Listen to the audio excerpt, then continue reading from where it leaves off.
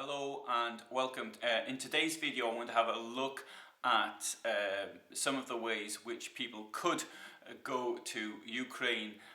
This is a follow-up from the video I did a few days ago, and lots of questions, and there's been lots of feedback, and I'm now going to try to answer those things. Now the first thing is, as far as I'm concerned, if we're talking about joining the military forces of Ukraine and volunteering for that, the first thing, and I've got to make this absolutely clear, is that this is for people with a military background only.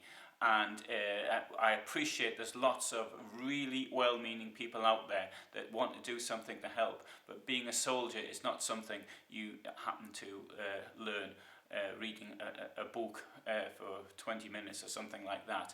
It's not like it is in the films. It's something which takes a long time. But for those of you here, I'm now going to give you instructions on what to do. So the first thing you must do is to apply to the Ukrainian embassy or consulate. There's links below to all of them in the world. Use the link, get the email and all the rest of it. So you either go there, you send them an email or your phone.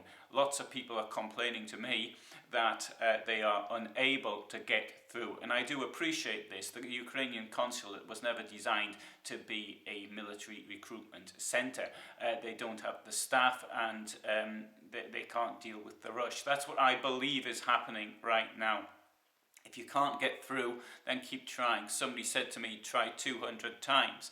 It might be a slight exaggeration, but even if it is a slight exaggeration, I understand what the situation is.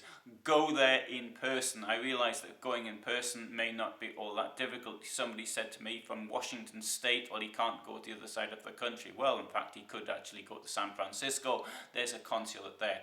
But go to the nearest and get instructions as what to do from them. Now, what they're going to want to know is what equipment you have got, if any. Now, most of us, even those of us with military experience, don't happen to have kit on us, and certainly very few people, if any, will have things like body armour and helmet. So that will be other things you can just, of course, buy from shops, outdoor kit. That's plenty of shops selling that. And obviously, you're going to have to present your own passport, any form of identification, driving license, and all the rest of it. You will have to provide proof that you served in the military. Now, I had a quick think about this. What could I put my hands on immediately? And I thought, I could provide my pay stubs. I can prove. So I think that would be enough. But whatever documentation you've got immediately to hand, then actually to use that. There will be an interview, I believe, at the consulate, and then they have to fill out a form, and there's a contract for voluntary basis. I haven't seen the contract myself, so I'm unable to actually to say what it is. Now, you will be advised how to get to the country. And that's easy. You just get a flight to either Poland, where I am speaking from right now, or you can get to Romania. Transiting via Slovakia and Hungary is also possible, but the best bets are Poland or Romania, and Moldova even, if you can get there. Although that might be a bit more difficult. So that is that's what you have to do, and that gives you the information. Now, one or two things though. The first thing I have to say is, because of the difficulty in getting the interview set up, the alternative is, and I'm not recommending this as such, but I'm saying what you can do. The alternative is to go to Ukraine yourself, and then to apply to once you cross the border, then you would go to the police station. So I think that's what some people are doing. I know that's what some people are doing, and so that's another way. But that I certainly would not recommend that anybody does. It's not a good idea. Now, to statement of the obvious, of course, but going at something like this is physically very tough. The reason why I didn't do it is because I thought I am too old now. I would have to be carried, to use a military phrase. Other people would, I would be a burden. I'd hold people back, and therefore, because I can't keep up.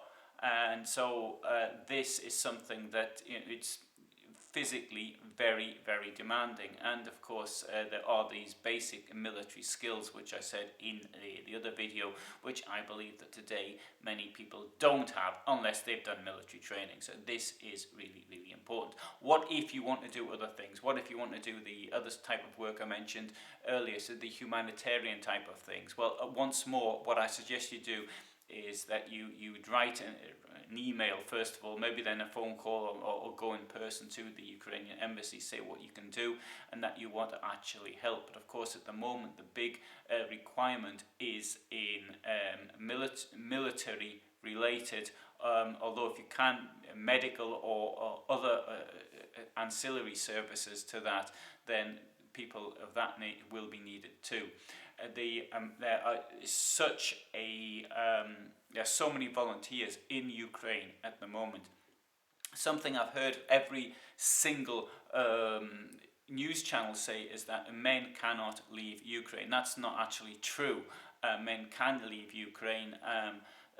If they've got 3 or more kids, for example, they can leave. Or if there's other reasons for the exceptions for them to leave, then they can leave. Now, I've spoken to friends in various places, and there is so many people actually volunteering that there may be a problem even having equipment for those that are doing it. So that is something. Please bear that one in mind. I don't know how people are getting trained in Ukraine so quickly, but it's absolutely amazing that this is that the people have managed to last out such a long time. So if you've got comments, do of course put them down in the comment section below, and I try to answer all the questions that I can. Now, obviously, I am not a surrogate for the Ukrainian authorities. I do not represent them in any way. The only thing I am is I'm relatively close to the border. So, but other than that, I can only tell you what I hear from people actually on the ground. Right, so I hope I've answered in this one things which I failed to answer in my previous video, and links are below, and thank you for watching.